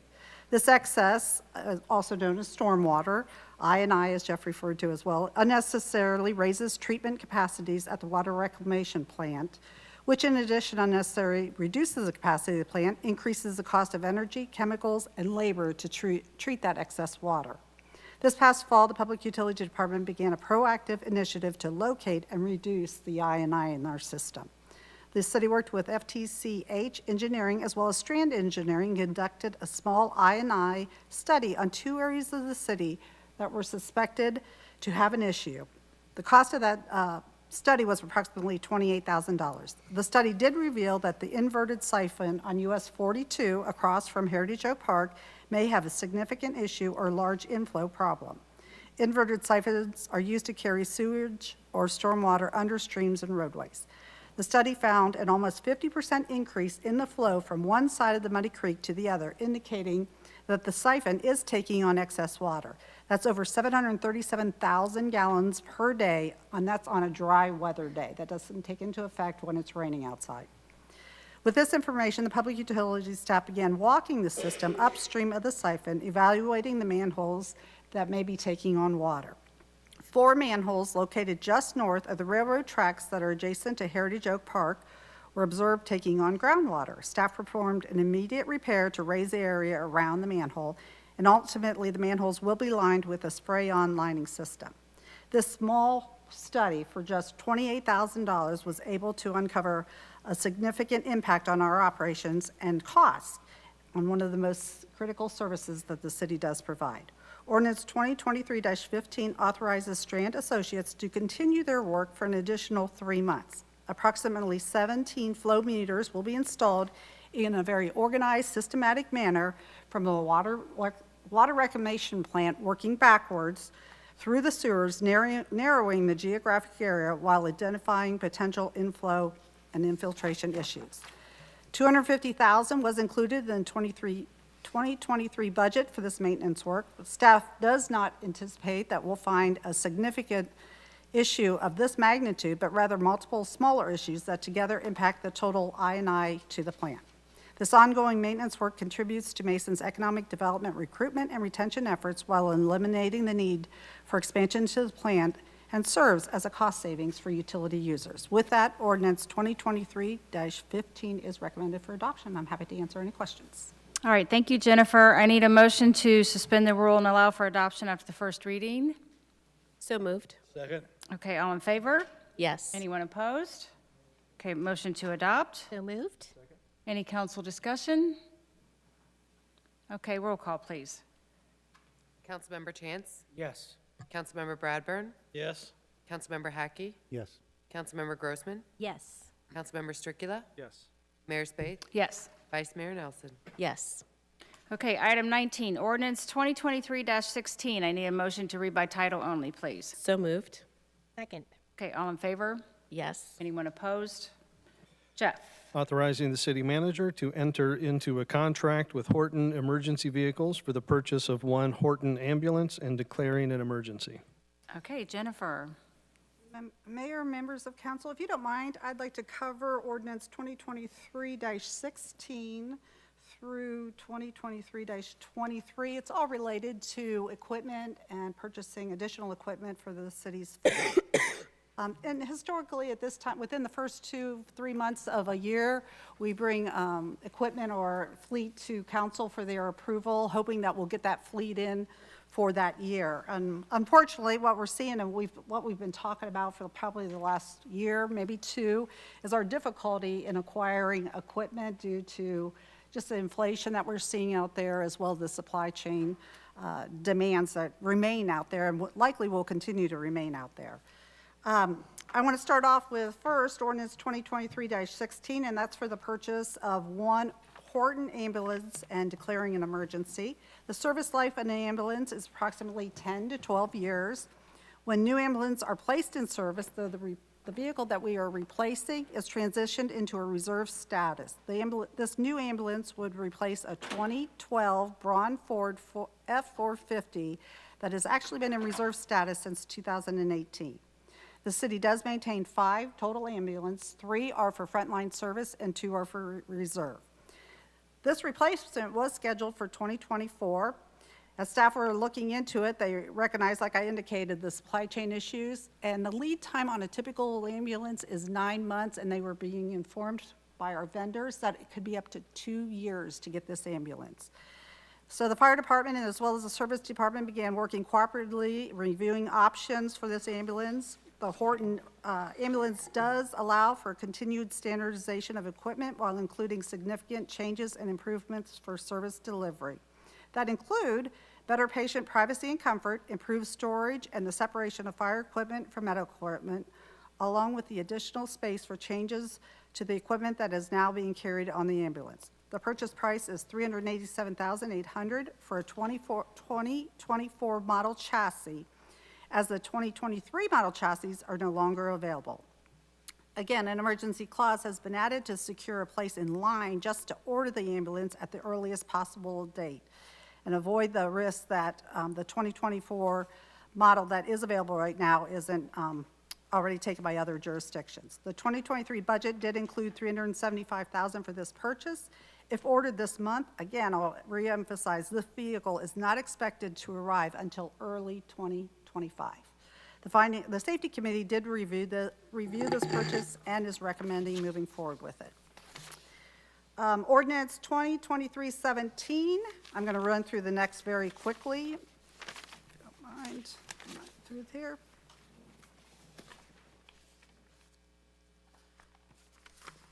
Sorry about that. I'm missing some. Got lost, sorry. Okay, 2023-17 authorizes the purchase of one Ravo 5-I series street sweeper. The city currently has 2 street sweepers. One is small and one is a larger unit. The one we're asking for a replacement of is a smaller unit, which was a 2003 model. It is in a failing condition. It just needs, it's difficult to find parts, and we're asking for that to be replaced. Ordinance 2023-18 authorizes the purchase of an ADA lift room plus restroom trailer from American Engineering in the amount of $106,390. And what I will tell you about this is the city runs a number of events and activities. Probably the most significant is Red Rhythm Boom. For those events and activities, we often rent restroom trailers as well as portalettes. We've reached to the point now that we are in need of a restroom trailer for some of those smaller events to eliminate those portalettes. So when you look at, we are hosting Mason, I've got totally lost a train of thought. Music in Mason, as well as the Heritage Festival. We have 5K runs and 5K runs and a number of different activities where organizations are running those in our parks. This may also be available to them for rentals. Our new aquatic center, what we're finding out there is that we have limited restroom facilities for that already when there's a larger event. So we anticipate that we can move this trailer out there and help facilitate those events. Moving on, ordinance 2023-19 authorizes the purchase of one Intimidator 19 XPC brush bandit chipper from Bobcat Enterprises in the amount of $106,773. This brush chipper will replace our 1999 model chipper that is in very poor condition with limited replacement parts. We currently have 4 brush chippers that we put out there. Brush chipping program is tremendously popular with all of our residents. For 2022, we chipped over 2,800 cubic yards of brush. So again, a very popular program. Ordinance 2023-20 authorizes the purchase of MSM 3200 Showmaster portable stage from Century Industries in the amount of $197,038. The stage will replace our existing 2001 model portable stage. The stage is just aged out. We have difficulty just moving to a site when we host Music in Mason and some of our other events. We used to rent this stage out to organizations, and we no longer do that just for fear of safety issues and other problems going on with it. It's just difficult to move as well. So recommending the replacement of our stage. Ordinance 2023-21 authorizes the purchase of one Toro Greenmaster 3150Q mower from Jerry Pat Turf and Irrigation in the amount of $63,064. This is for our Grizzly Golf Course, and it will replace a 1998 mower. Ordinance 2023-22 authorizes the purchase of one Ventrac 452-0Z tractor with attachments. Again, it'll be used at the Grizzly Golf Course. That purchase is in the amount of $83,333. Ordinance 2023-23 authorizes the city manager to enter in a contract with Mobilecom, Inc. in the amount of $58,800 for the removal, transfer, purchase, and installation of emergency equipment in 4 new police vehicles. Authorizing the purchase of this equipment now will make sure we have the equipment in time for the new police cruisers when they do come in. All the proposed replacement vehicles and equipment above are available through either the State of Ohio Purchasing Program or Sourcewell Purchasing Program. There are a number of other smaller items in the 2023 budget that cost less than $15,000 and will not require council action, but they're additional fleet that would be added to our fleet. Sorry about that. The 2023 budget includes a vehicle contingency fund of $600,000 plus a carryover contingency balance of roughly $1.8 million for the purchase of replacement vehicles. With the approval of all the above ordinances, there will remain a balance in that fund of almost $1.7 million. The Finance Committee has reviewed all these equipment requests and is recommended adoption of ordinance 2023-16 through 2023-23. With that, I'm happy to answer any question. Thank you very much. That was a lot to explain. Okay, I need a motion to suspend the rule and allow for adoption after the first reading. So moved. Second. Okay, all in favor? Yes. Anyone opposed? I need a motion to adopt. So moved. Second. Any council discussion? Mayor, can I add something? Yes. I know, after all that, I actually forgot something, but I will say that restroom facility, will not see it for this year's events. Well, we may see it for Christmas in Mason, but there is a 7 to 9 month lead time on that trailer. Okay, thank you. Is there any council discussion? Okay, roll call, please. Councilmember Bradburn? Yes. Councilmember Hackey? Yes. Councilmember Grossman? Yes. Councilmember Stricula? Yes. Mayor Spath? Yes. Vice Mayor Nelson? Yes. Councilmember Chance? Yes. Okay, item 20 is ordinance 2023-17. A motion to read by title only, please. Second? All in favor? Anyone opposed? Okay, Jeff? Authorizing the city manager to enter into a contract with Northeast Sweepers and Rentals, Inc. for the purchase of one Ravo 5 I-Series street sweeper in the amount of $287,903. Okay, since it's been discussed, I need a motion to suspend the rule and allow for adoption after the first reading. Okay, all in favor? Yes. Anyone opposed?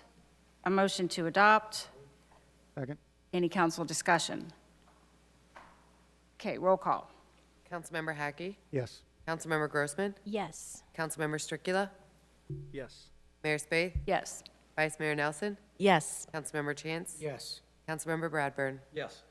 Okay, item 21, ordinance 2023-18. I need a motion to read by title only.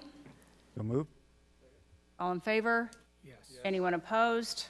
Jeff? Authorizing the city manager to enter into a contract with American Engineering for the purchase of one 2023 ADA lift room plus restroom trailer in the amount of $106,390. Okay, I need a motion to suspend the rule and allow for adoption after the first reading. Second? Okay, all in favor? Yes. Anyone opposed? Okay, motion to adopt. Second? Any council discussion? Okay, roll call, please. Councilmember Grossman? Yes. Councilmember Stricula? Yes. Mayor Spath? Yes. Vice Mayor Nelson? Yes. Councilmember Chance? Yes. Councilmember Bradburn? Yes. Councilmember Hackey? Yes. Okay, moving on, item 22, ordinance 2023-19. I need a motion to read by title only, please. Okay, all in favor? Yes. Any opposed? Okay, Jeff. Authorizing the city manager to enter into a contract with Bobcat Enterprises for the purchase of one Intimidator 19 XPC Brush Bandit chipper in the amount of $106,773. Okay, a motion to suspend the rule and allow for adoption after the first reading. Moved? Second? Okay, all in favor? Yes. Anyone opposed? Okay, a motion to adopt. So moved. Second. Okay, any council discussion? Roll call. Councilmember Stricula? Yes. Mayor Spath? Yes. Vice Mayor Nelson? Yes. Councilmember Chance? Yes. Councilmember Bradburn? Yes. Councilmember Hackey? Yes. Councilmember Grossman? Yes. Okay, item 23, ordinance 2023-20, a motion to read by title only, please. So moved? Second? All in favor? Yes. Anyone opposed? Okay, Jeff? Authorizing the city manager to enter into a contract with Century Industries for the purchase of one MSM 3200 Showmaster portable stage in the amount of $197,038.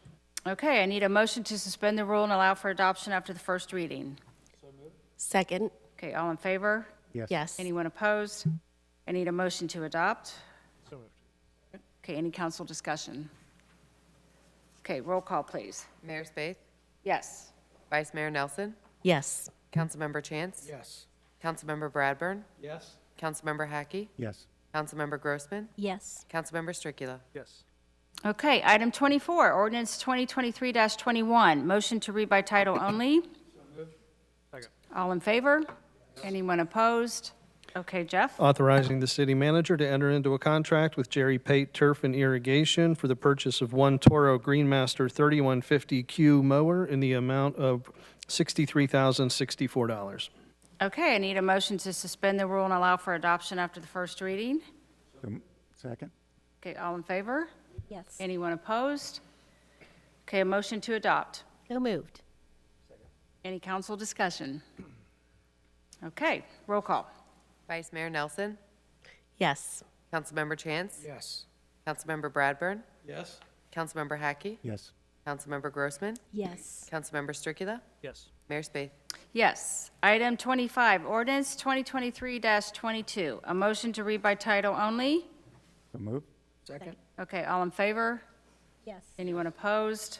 Jeff? Authorizing the city manager to enter into a contract with Jerry Pate Turf and Irrigation for the purchase of one Ventrac 4520Z tractor with attachments in the amount of $83,333. Okay, a motion to suspend the rule and allow for adoption after the first reading, please. So moved. Second. All in favor? Anyone opposed? Okay, a motion to adopt. Second. Okay, any council discussion? Roll call. Councilmember Chance? Yes. Councilmember Bradburn? Yes. Councilmember Hackey? Yes. Councilmember Grossman? Yes. Councilmember Stricula? Yes. Mayor Spath? Yes. Vice Mayor Nelson? Yes.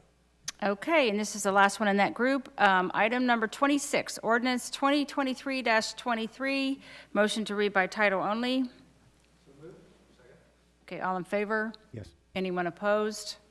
Jeff? Authorizing the city manager to enter into a contract with Mobilecom, Inc. for the removal, transfer, purchase, and installation of equipment into 4 police vehicles in the amount of $58,800. Okay, a motion to suspend the rule and allow for adoption after the first reading. So moved. Okay, all in favor? Yes. Anyone opposed? Okay, a motion to adopt. Second. Okay, any council discussion? Okay, roll call. Councilmember Bradburn? Yes. Councilmember Hackey? Yes. Councilmember Grossman? Yes. Councilmember Stricula? Yes. Mayor Spath? Yes. Vice Mayor Nelson? Yes. Councilmember Chance? Yes. Okay, we're to item 27, ordinance 2023-24. I need a motion to read by title only. Second.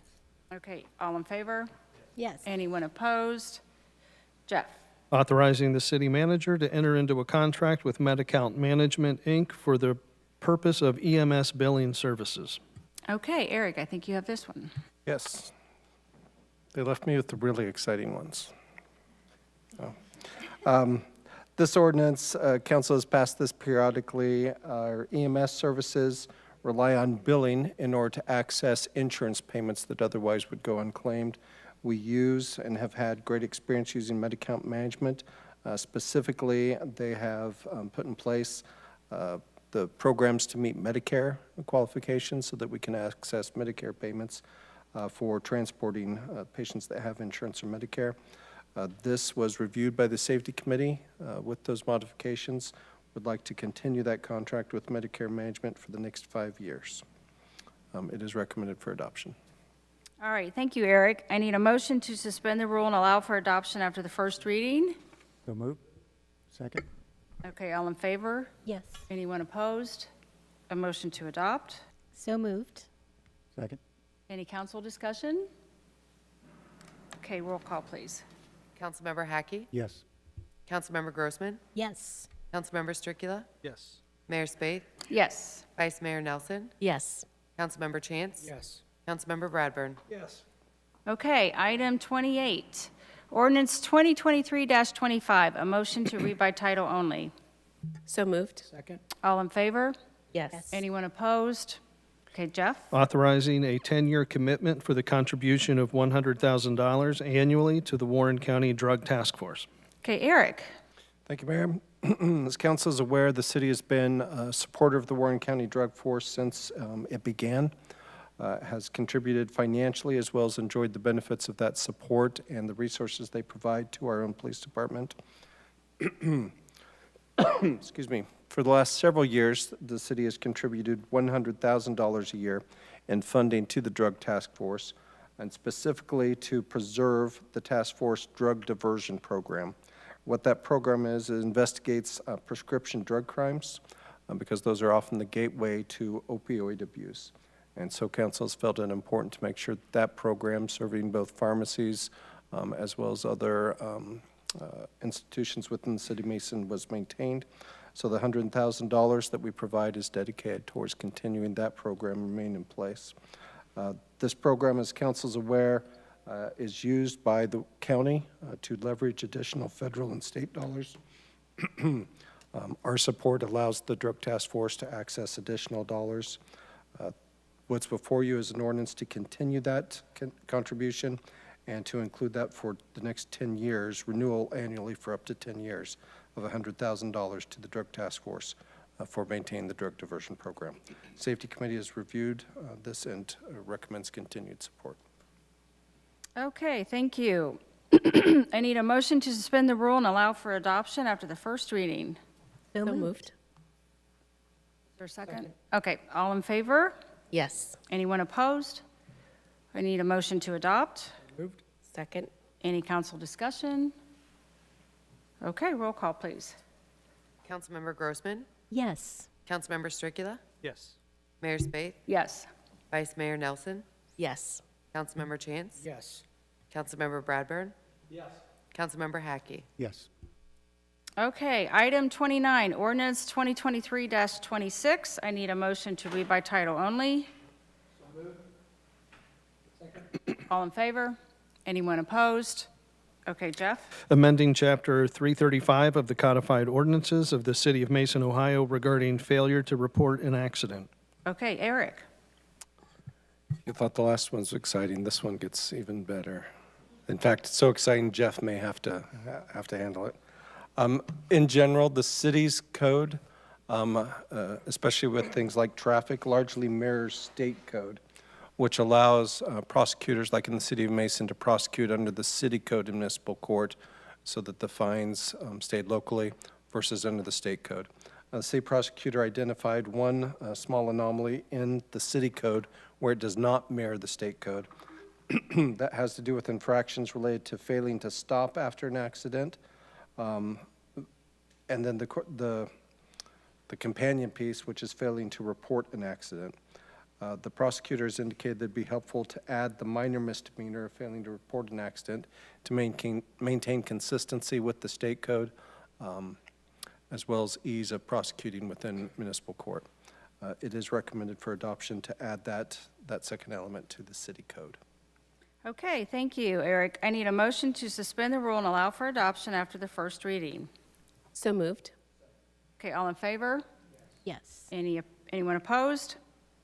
Okay, a motion to adopt. Second. Any council discussion? Okay, roll call, please. Councilmember Stricula? Yes. Mayor Spaeth? Yes. Vice Mayor Nelson? Yes.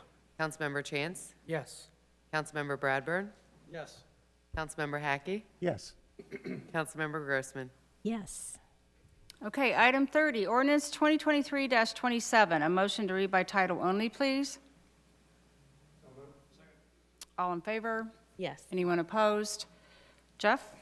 And maybe the most exciting one of the night, authorizing the city manager to enter into a contract with Warren County Engineers Office for the purchase of rock salt.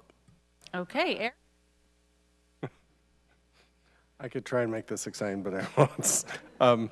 This is essentially preliminary legislation indicating to the Warren County Engineers Office the city's interest in continuing to participate. There would be additional legislation later this year once it is bid out. The city has begun to make it a practice to accept a couple of bids for snow removal salt so that we have options during critical instance. It's recommended for adoption, and a version of it will come back. Okay, thank you, Eric. I need a motion to suspend the rule and allow for adoption after the first reading. So moved. Second? Okay, all in favor? Yes. Anyone opposed? Okay, a motion to adopt. Moved.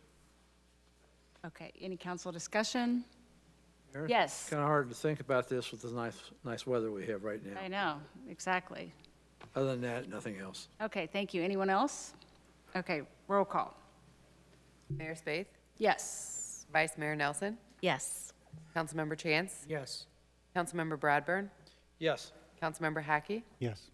Councilmember Grossman? Yes. Councilmember Stricula? Yes. All right, thank you. We are to item 31, committee reports. Does anyone have a committee report? Mayor? Yes, Councilmember Hackey. Safety Committee met.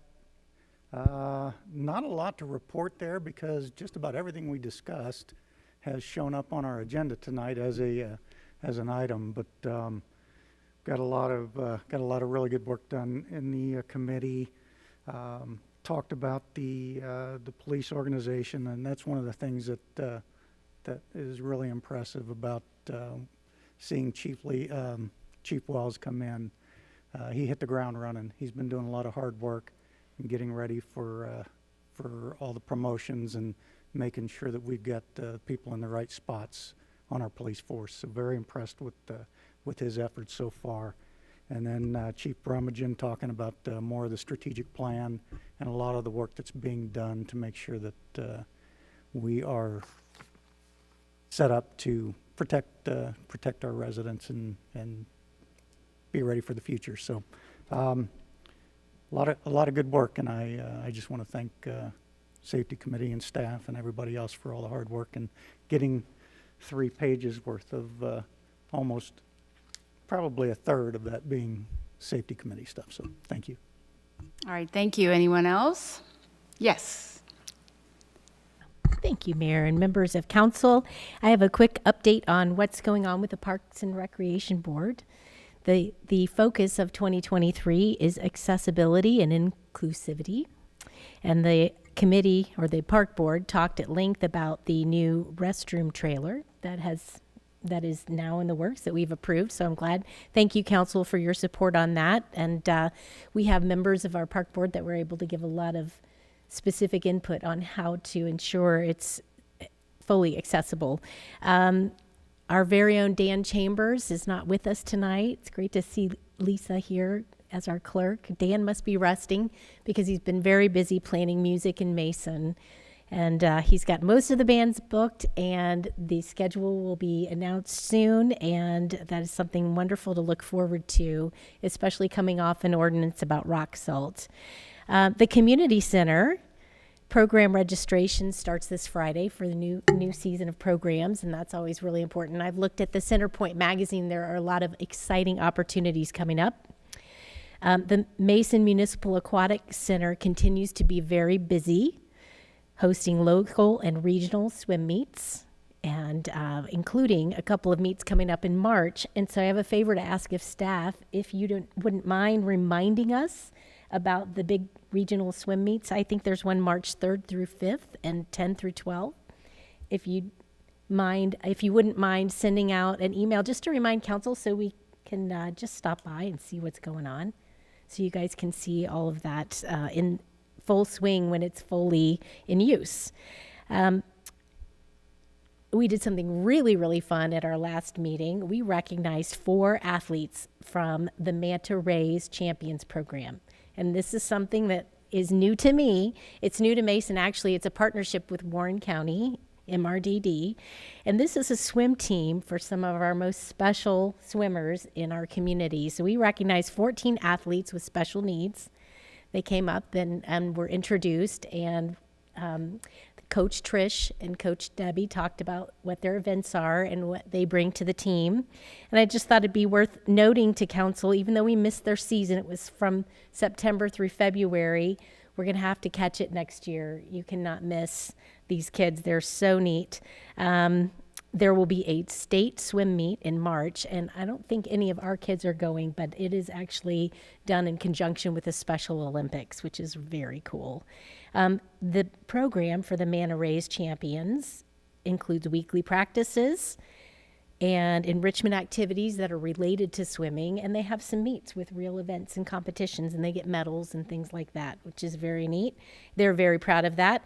And something really fun they're currently doing is they participate in the regular Manta Ray swim meets with the Manta Ray swimming athletes, and they bring a lot of spirit and cheer to those events and get to experience those larger swim meets. And so I just want to inform you all of that. And thank you so much. It's a delight to be at our park board meeting. Thanks. Okay, great. Thank you. Does anyone else have one? Yes. Well, Saturday, February 11th marked the Mason Symphony Orchestra's first concert performance as part of the city's partnership with the organization throughout 2023. Over 650 people were in attendance at the Great Wolf Lodge to experience the Broadway to Bollywood concert.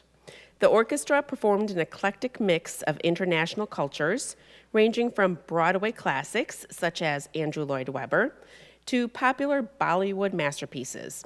This was a wonderful community event. Be sure to mark your calendars for the Mason Symphony Orchestra's next concert, which is Saturday, May 13th at 7:30 at the Great Wolf Lodge. The May performance is titled New World, which will feature, I'm not going to get this wrong, Dvorak's sweeping New World Symphony and work by 2 groundbreaking female composers. The concert will also feature the overall winner of the symphony's student scholarship competition. Stay tuned for more information on how to win complimentary tickets or access to the discounted tickets as part of the city's partnership with the Mason Symphony Orchestra through 2023. And the Arts Committee met. We briefly spoke about Red Rhythm and Boom, which Mason City staff is currently starting to plan. We talked about some grant opportunities for the arts. And we also, I know I had said this is kind of in conjunction with the Veterans Committee, but we were trying to get Lee Greenwood to come and perform for us this summer. And we were super close to doing it, and it just won't work. It just became too costly. And with that, I'm just going to roll kind of right into the Veterans Committee. Hold on one second. The Veterans Committee met, and we are working on plans for Veterans Day as well as the year-long celebration of our 20-year anniversary of our Veterans Memorial. We talked about the bricks that are going in. There'll be 2 different colors. The lighter ones will have the names on them, and the darker ones will be for the walkway. Demolition of the old bricks, as I think Eric might have mentioned, has already begun. And I'm really super excited that our Gold Star Monument is now in Lebanon. We were kind of worried about getting this in time this year, but it is now close by. So we're super excited about that. And last but not least, I just wanted to say, Veronica, who's employed by the City of Mason, she is the engineer working on the Veterans Memorial, and she's doing a phenomenal job. And she was at our meeting, and just very impressive. And I just wanted to kind of give her a little shout out because she's doing a great job. And that is all that I have for committee reports. Okay, thank you. Yes. Mine's real quick. Sydney with the CDC, she makes mine pretty easy in regards to giving a synopsis on our downtown committee. So thank you again, Sydney, for doing that. Secondly, to echo Councilmember Grossman, on the Aquatic Center, I think I had 3 people at church this past weekend. They were at that meet, and they were just in awe. And they've gone, obviously, Miami, St. X, and when they came here, major accolades and very impressed with that. So it's kind of cool to see that finally come to fruition of getting some regional stuff. And Sonia, we talked a lot about the arts. I got to take my 13-year-old daughter to that concert the other night, and what an awesome opportunity to introduce her to. I loved how they did the Western and the Eastern mix of music, and so she was actually doing some research afterwards. So I feel like I might have did a pretty good job of at least introducing her to that. And I came home today, and she had a little bit of a report on it. So pretty cool there. So again, thank you for the City of Mason of supporting that and getting behind that. And I can't wait till the next one. So. Okay, thank you. Anyone else? Okay, I just wanted to report that our Ad hoc Rules Committee has met twice since we had our last council meeting in January, and we've also had a work session with all of council to discuss what the committee has come up with in regard to revising council rules and doing a code of conduct for council. And then after the work session, we requested all council members to send in if they have any, we were specifically, we didn't get to talk much about the code of conduct, so we had asked for council members to send in some, if they had any other revisions or suggestions or anything like that, and we did have some people do that. So we continue to work on that. We've been working really hard, and hopefully we're going to get to a point here where we're going to be able to eventually put it all together and be able to present it to everyone. So that's where we are in that. And I guess if that's all of the committee reports, then I guess we're to item 32, which is old and new business. Does anybody have any old and new business? Mayor? Yes. Some legislators have said that during the 135th Ohio General Assembly, that it will be their priority to reform all of the existing tax structures in Ohio. And this includes the municipal income tax. This could lead to further changes in how municipal income tax is administered, putting the sustainability of this critical funding source in jeopardy.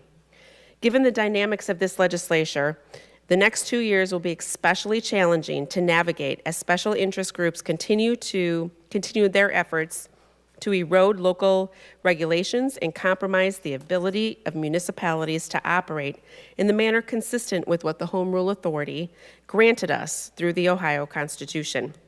The Ohio Municipal League has hired the Montrose Group to help with advocacy in order to protect our municipalities, in order to keep money that Mason has collected in Mason and out of the hands of the state of Ohio. They are asking each municipality for $250 to help support the costs associated with their enhanced advocacy efforts. So I'm asking Eric or Jennifer if you can look into that and if we could support that cause. It's going to be in our benefit to help keep Mason income taxes here in Mason. If council would like to pass a motion to that effect, that would be well-timed and well. Second that motion. Can someone please say a motion? So can you just? I'd like to make a motion that we provide $250 to help the OML to support their costs associated with their enhanced advocacy efforts. Can I suggest you add and expressing support for the, I just lost my words, suppressing support for local government control of local government taxes. In support of our home rule authority and the rights given to us under the Ohio Constitution. How's that? All right. Okay, is there a second? I second it. Okay. Does anybody want council discussion? Okay, I'll just say, all in favor? Yes. Yes. Okay, anyone opposed? Okay, thank you. Did you have anything else? I just want to say, I am really excited. I did get appointed to as the vice chair for the National League of Cities, and we already had one meeting. And one of the things that I talked about during the meeting is grants. There are so many grants out there for local governments, and sometimes it's difficult to find all the grants. And I know that we've had some of those issues here before. And so we are kind of looking into how to integrate something to help small cities enable to be part and take part in some of these grants. So that was a discussion that we had the other day. And I also said that I would like to work on how the government can help small businesses in their community, can help bring them into the community, and also help keep them in the community. So that's another program I think we're going to look into, trying to figure some of that out. But it's going to be a great year. I'm super excited about it, and I'm very happy to represent the small cities. Okay, great. Congratulations. Thank you. Okay, any other old and new business? Mayor? Yes. Have we heard anything from the Mason Arts Council? Have we, Eric, heard anything from the Mason Arts Council? Have spoken with representatives as far as hearing anything on any action or timeline. No, they're still deliberating. We'll reach out again. Okay, thank you. Okay, anyone else? Yes, Councilmember Hackey? Yeah, I just wanted to echo some of the sentiments on the Mason Symphony Orchestra from Saturday night. That was just an amazing way of bringing our cultures together, celebrating the different cultures. And I've said it before, Dr. Ginther is just amazing at how she organizes that group and brings them together and just puts on an amazing, amazing show. Sonia, thanks for coming up and saying about that again. I know we saw you there the other night. Just an absolutely stellar organization, and I'm so glad we've partnered with them. So thank you. Okay, thank you. Anyone else? Mayor. Yes. I just want to let you all know that I am planning to bring back a new draft of ethics reform legislation for real estate transactions. And I think it's very timely, considering stories in the media of recent note. And I'd like to talk to you privately about setting up a special meeting, or at least a time in a regular meeting, to discuss that, and maybe discuss with you too rearranging some committee assignments. And I'm working on an analysis of all of that, and I'll have that ready at the next meeting. I'm assuming you're directing that at me? Yes. Okay. All right. Anything else? Okay. I just want to say also, I got to attend the concert the other night, and it was really fabulous, and it was really interesting. As I think maybe Councilmember Chance said, bringing the Eastern and Western cultures together. It was just really a fabulous concert, and I'm really glad that we're able to do more of those kinds of things for our community. I mean, that's another reason why Mason is the best place to live, work, and play. Okay. And I guess with that, I'm going to just say I need a motion to adjourn. I'll make that motion. Okay. All in favor? Yes. Anyone? All right. Thank you.